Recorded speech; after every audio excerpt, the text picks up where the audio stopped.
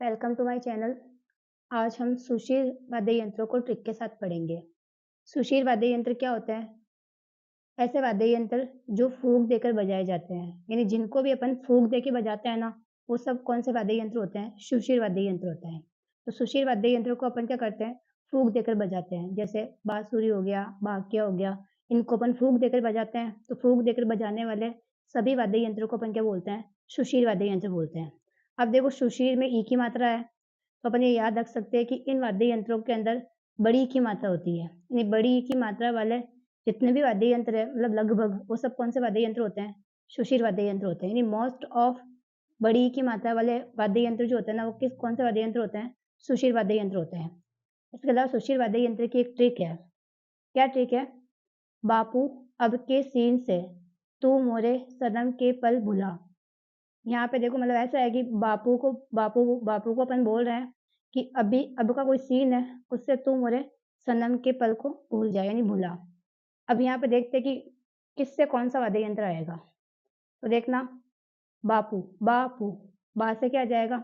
बाँसुरी और बाकिया।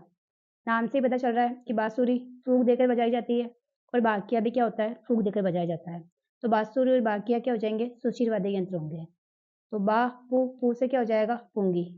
पुंगी अपन जानते हैं कालबेलिया वगैरह पुंगी बजाते हैं, साँप वगैरह पकड़ने के लिए। तो ये पुंगी भी कौन-सा वाद्य यंत्र है? सुशीर वाद्य यंत्र है। उसके बाद ब, से क्या हो जाएगा? अलगोजा। और अलगोजा जो है ना, वो अपना राज्य वाद्य यंत्र है। राज्य वाद्य यंत्र कौन-सा है? अलगोजा है।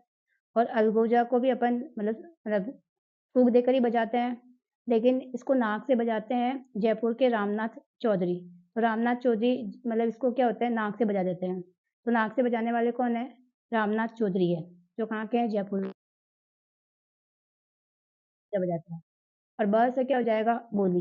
बोली, अब देखो यहाँ पे मैंने आपको क्या बोला था कि ज़्यादातर बड़ी ई की मात्रा वाला है। तो देखो यहाँ पे बड़ी ई की मात्रा है, तो यहाँ पे बड़ी ई की मात्रा है, तो बड़ी ई की मात्रा और यहाँ पे देखो पुंगी में बड़ी ई की मात्रा है, तो बड़ी ई की मात्रा वाले भी ज़्यादातर क्या होते हैं?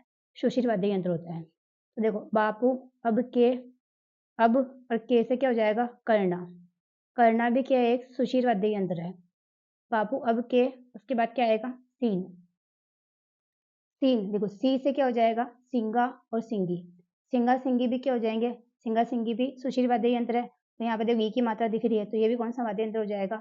ये भी सुशीर वाद्य यंत्र होगा। उसके बाद सी न से क्या हो जाएगा? नागफड़ी। नागफड़ी के अंदर भी ई की मात्रा है, तो नागफड़ी भी कौन सा हो जाएगा? सुशीर वाद्य यंत्र हो जाएगा। उसके बाद सीन से क्या हो जाएगा? शहनाई, सुरनाई और शंख। देखो शहनाई शादी वगैरह में बजती है, फूक देकर बजाई जाती है। सुरनाई भी मतलब फूँक देकर बजाई जाती है। उसके बाद शंख मंदिरों वगैरह के अंदर बजते हैं। आपने देखा भी होगा कि मतलब जो शंख होता है ना, उसको भी अपन फूँक देकर बजाते हैं। तो शंख भी कौन-सा वाद्य यंत्र हो जाएगा? सुशीर वाद्य यंत्र हो जाएगा। देखो सीन से इसके आगे क्या आ जाएगा? तू। तो ये तू से क्या हो जाएगा? तुरही। देखो तुरही, तो तुरही के अंदर भी कौन-सा मतलब कौन-सी मात्रा है? बड़ी की मात्रा है। तो ये भी कौन-सा हो जाएगा? सुशीर वाद्य यंत्र। मतलब सारे जो ये बड़ी की मात्रा वाले होते हैं, वो ज़्यादातर कौन-से वाद्य यंत्र होते हैं? सुशीर वाद्य यंत्र होते हैं। उसके बाद देखो मोर है, तू, मोरे, तो मोरे से क्या हो जाएगा? मोरचंग। मोरचंग और मोरचंग को ही अपन क्या बोलते हैं? जूझ-हारपी बोलते हैं। तो जूझ-हारपी किसको बोलते हैं? जूझ-हार मोरचंग को ही बोलते हैं। तो मोरचंग भी कौन-सा वाद्य यंत्र है? तो सुशीर वाद्य यंत्र है, क्योंकि ये पहचान में नहीं आता है, तो इसको अच्छे से याद रखना। मोरचंग कौन-सा वाद्य यंत्र है? सुशीर वाद्य यंत्र है। उसके बाद सबसे इम्पोर्टेंट है स, न, म। स से कौन हो जाएगा? स से हो जाएगा सतारा। अब देखो इसमें तार तार आ रहा, स तारा, तो तार आ रहा है, तार आते हुए भी सुशीर वाद्य यंत्र कौन-सा है? सतारा सुशीर वाद्य यंत्र है। तो ये सबसे ज़्यादा पूछा जाने वाला वाद्य यंत्र कौन-सा है? सतारा है। अब सतारा में तार आते हुए भी कौन-सा वाद्य यंत्र होगा? सुशीर वाद्य यंत्र होगा। उसके बाद देखो स, न, म। न से क्या हो जाएगा? नड़।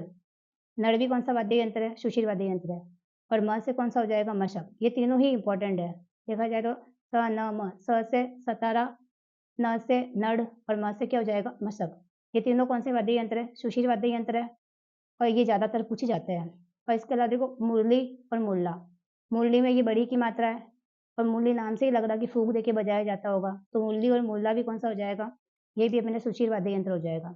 उसके बाद है पल। पल से क्या होएगा? पेली। पेली या फिर पावरी। और देखो पावरी के अंदर भी एक ही मात्रा है। तो पेली और पावरी ये भी कौन से वाद्य यंत्र होंगे? ये भी हो जाएँगे अपने सुशीर वाद्य यंत्र होंगे। उसके बाद भूला से क्या हो जाएगा?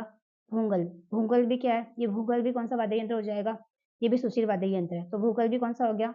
सुशिर वाद्य यंत्र हो गया। एक बार वापस ट्रिक बता देती हूँ। ट्रिक क्या है?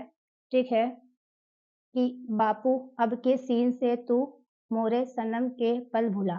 तो बा से बांसुरी, बांकिया, पू से पूंगी, अ से अलगोजा, ब से बोली, क से करना हो जाएगा और सी से सिंगा सिंगी हो जाएगा, न से नागफणी, से शहनाई और सुरनाई शंख हो जाएगा, तू से तुरई हो जाएगा, मोरे से मोरचंग हो जाएगा और सनम सबसे इम्पोर्टेंट है ये, स से सतारा, न से नड़, म से मशक हो जाएगा। उसके बाद मुल्ला मुल्ली भी सी के अंदर आ जाएगा और यहाँ से क से कुछ भी नहीं होगा, प से पल से हो जाएगा पहली और पावरी हो जाएगा और भूला से उंगल हो जाएगा।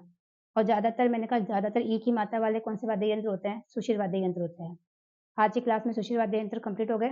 नेक्स्ट क्लास में नेक्स्ट वाद्य यंत्र पढ़ेंगे अपन। Thank you.